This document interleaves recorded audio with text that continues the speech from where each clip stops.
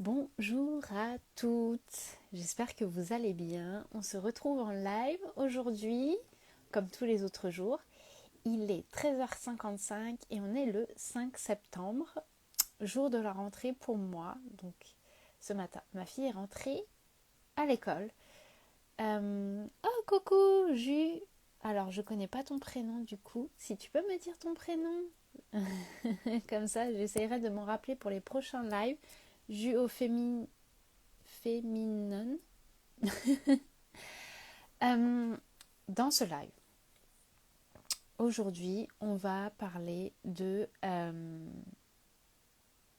les priorités.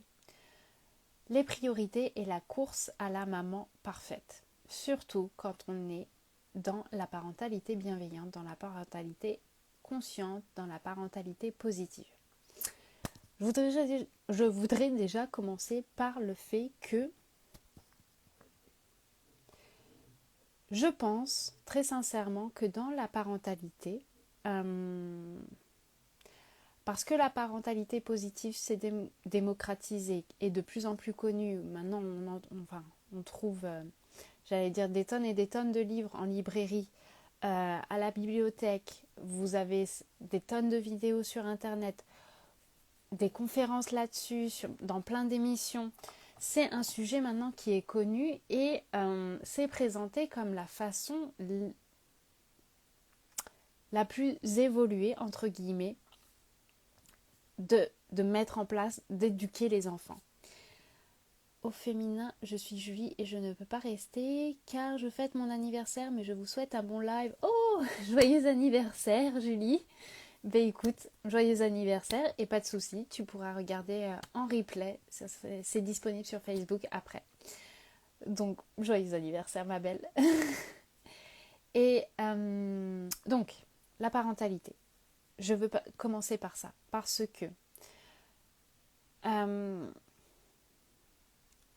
la parentalité bienveillante est présentée justement comme le but, comme la nouvelle parentalité, comme la chose que l'on doit faire.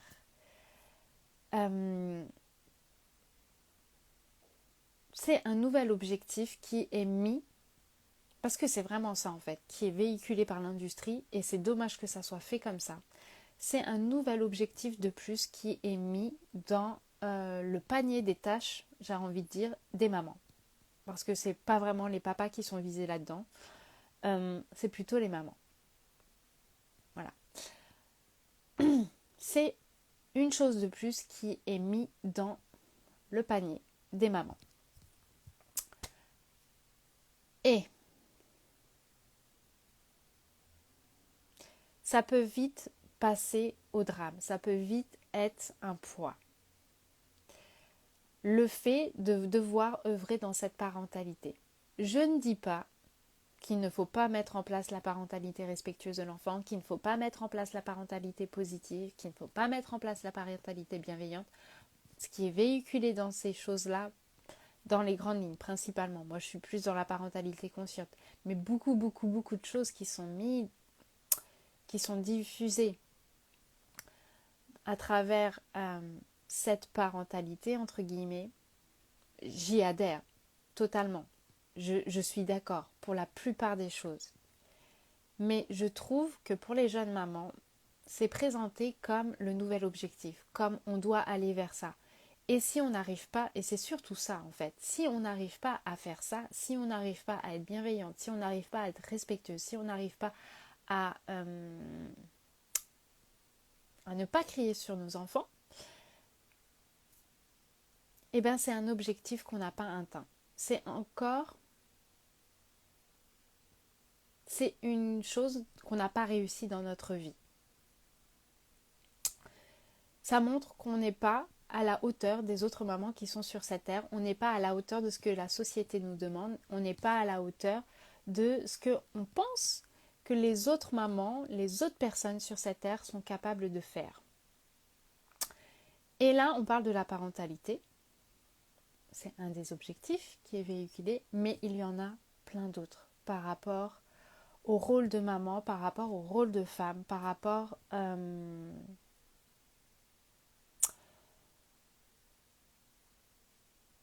j'allais dire le fait de s'occuper de la maison. Parce que c'est pas le rôle de femme, s'occuper de la maison. Mais bon, c'est mis un peu là-dedans quand même aussi. Beaucoup. Euh, par rapport à tous ces domaines de notre vie, il y a comme des buts qui sont posés, des idéaux, des choses qui sont waouh, des choses qui brillent. C'est comme si c'était, voilà, on était attiré par waouh, c'est le niveau qui me permet d'être brillante. C'est le niveau qui me permet de briller, d'être vue. Parce que c'est pas vraiment le niveau en fait qui nous permet de briller, c'est le niveau qui nous permet d'être vue et d'être vue comme brillante par les autres. Ça peut être d'avoir une maison super clean. Ça peut être par rapport à l'éducation bienveillante, d'être super zen, toujours au calme.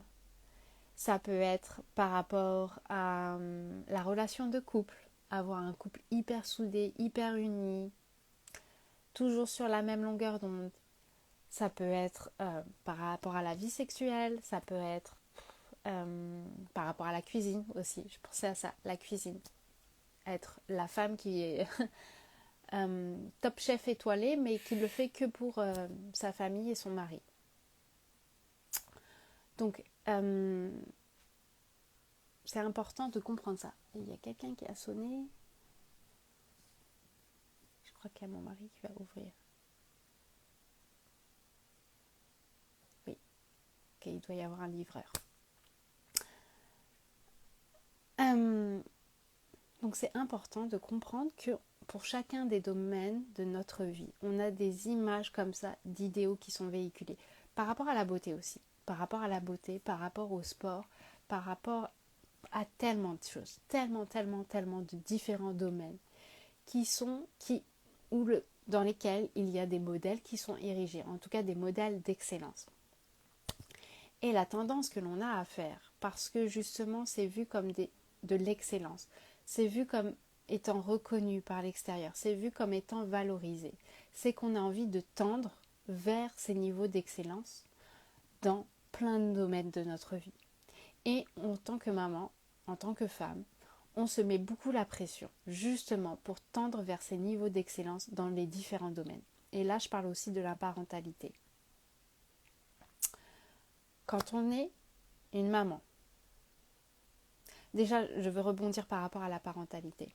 Si aujourd'hui, vous êtes dans cette quête de l'excellence dans votre parentalité, parce que justement, c'est ce qui est vu par excellent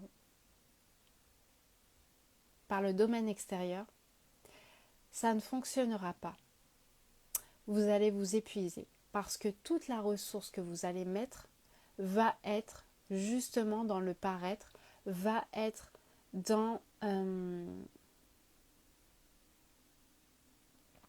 l'implication uniquement dans la parentalité. Sauf que la parentalité se nourrit véritablement, elle se nourrit de plein d'autres choses en dehors de la parentalité et majoritairement en dehors de la parentalité. C'est le parent qui fait le travail de se nourrir.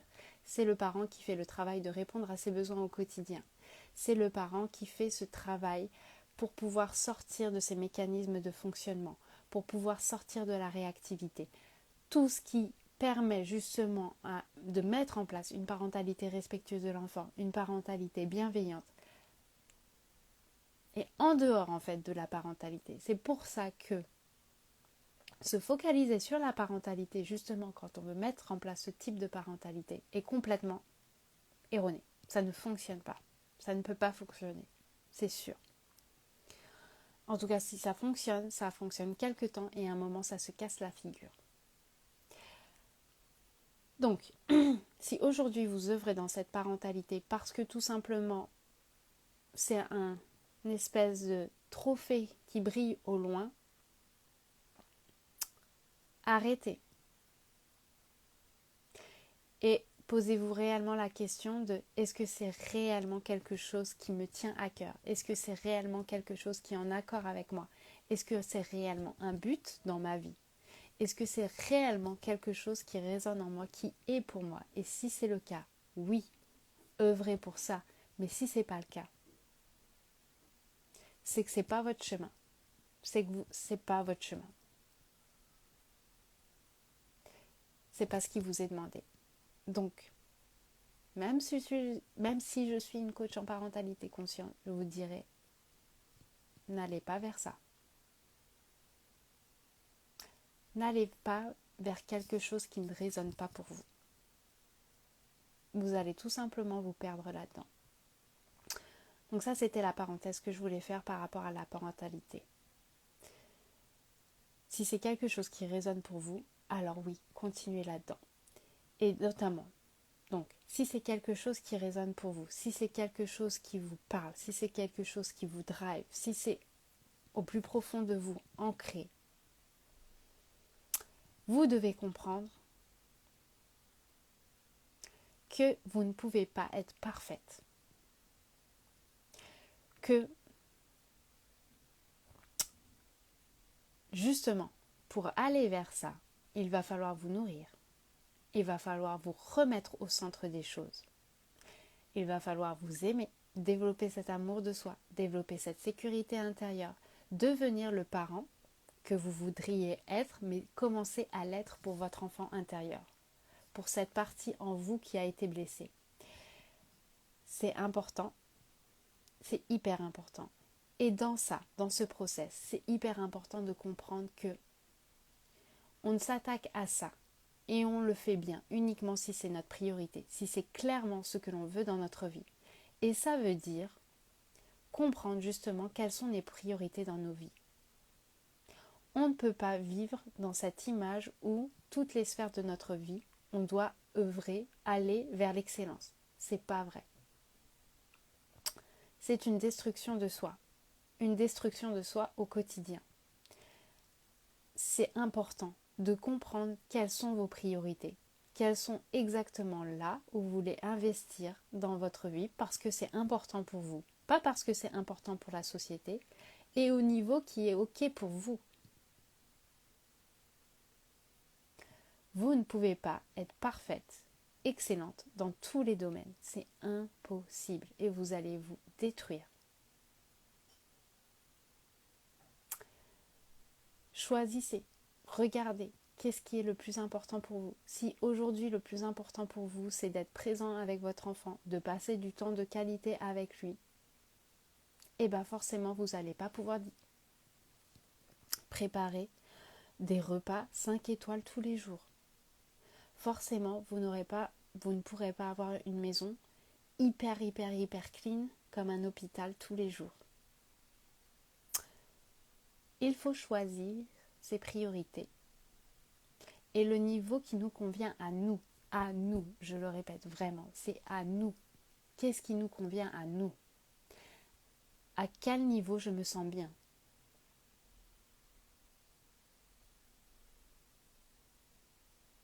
Et pas de répondre aux attentes des autres. Pas répondre aux attentes que l'on a inconsciemment dans sa tête par rapport à ce qu'on voit dans les messages, dans ce qui est la société, et non plus ne pas répondre aux attentes des autres personnes qui sont dans notre famille. Que ça soit le conjoint, la conjointe, la grand-mère, le grand-père, les frères, les sœurs. Non. Si eux ont besoin d'avoir une maison propre et hyper clean et qu'ils trouvent votre maison bof, et que pour eux c'est dégradant, et ben c'est leur pensée, leur jugement, ce qu'ils pensent, ce qu'ils vivent, c'est pas vous. C'est pour ça qu'il n'y a pas de comparaison qui est possible dans ce monde-là. Il n'y a pas de comparaison qui est possible entre les êtres humains, entre les familles.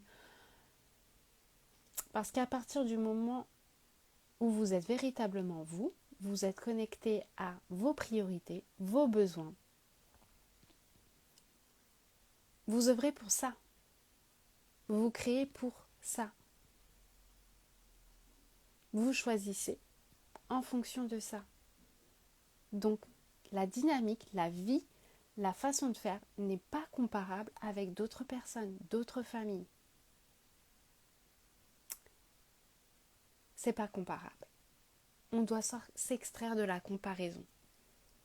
Si vous voyez une maman qui, je sais pas, qui est super bien habillée, super bien coiffée tous les jours, et que vous vous sentez coupable de ne pas être comme ça, reposez-vous la question, ok, quelles sont mes priorités au quotidien? Quelles sont les priorités en ce moment dans ma vie? C'est de manger sainement, c'est de m'occuper de mes enfants, de passer en tout cas du temps de qualité avec mes enfants, c'est d'évoluer dans ma parentalité, c'est de passer du temps de qualité en famille. C'est tout ça? Ok. Et mon apparence physique, ça compte moins. Ok. Alors c'est normal. C'est normal que je sois comme ça, dans cette lignée, parce que je suis alignée tout simplement avec ce qui me parle. Si elle, c'est son apparence physique, prendre soin de son visage, de ses cheveux, qui est la priorité, qui est exactement ce qu'elle veut, tant mieux. Elle vit pour ça, tant mieux. Mais ce n'est pas vous, ce n'est pas moi, on est tous différents.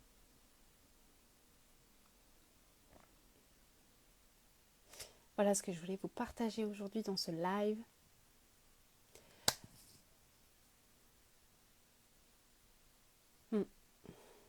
Prenez conscience, vrai. Je pense que ça fait du bruit.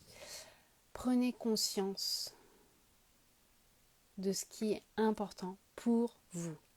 Pour vous. Où sont les priorités pour vous? Qu'est-ce que je veux pour moi? Qu'est-ce que je veux pour ma famille? Qu'est-ce que je veux construire avec ma famille? Moi, concrètement, pas les autres, pas la société, pas la façon de faire des autres, pas ce qui est valorisé par les autres. Non.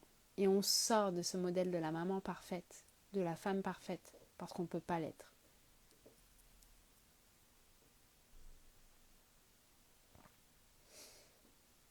Voilà ce que je voulais vous partager aujourd'hui dans ce live. Je vous dis du coup au revoir et à demain.